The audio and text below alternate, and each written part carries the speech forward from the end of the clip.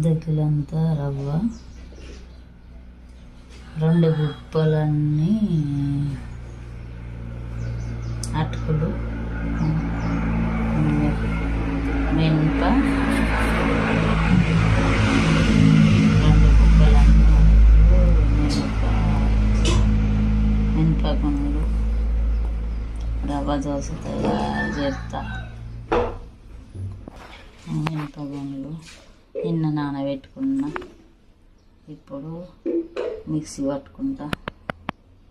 అటుకులు 2 గుప్పలు, రవ్వల వాటర్ పోసిన, నానాక మిక్సీ పట్టుకుంటా. పల్లీలు, ఉల్లిగడ్డలు, పచ్చిమిరపకాయలు, అల్లం పేస్ట్,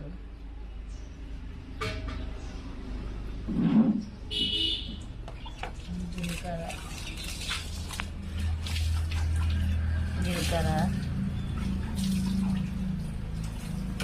ఉప్పు వేసి మిక్సీ పట్టుకుంటున్నాం. ఇది అటుకులు, రవ్వ, మినపప్పు గుండ్లు అన్నీ కలిపినాం. రవ్వ దోశ. ఇగో నా రవ్వ దోశలు తయారు చేసినా కదా, ఇవరాక తిని చూస్తున్నా ఎట్లున్నాయో చూస్తాను.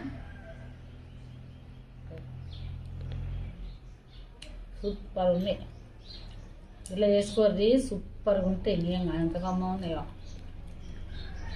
మస్తున్నాయి.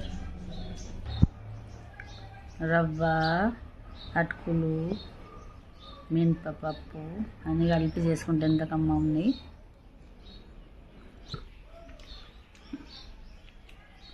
రవ్వ దోశలు సూపర్ కుదిరినాయి, కమ్మ ఉన్నాయి. ఇట్లా చేసుకుంటే పల్లెటూరు పద్మ ఛానల్ సబ్స్క్రైబ్ చేయరి, లైక్ చేయరి, షేర్ చేయరి, మీ సపోర్ట్ చేయరి.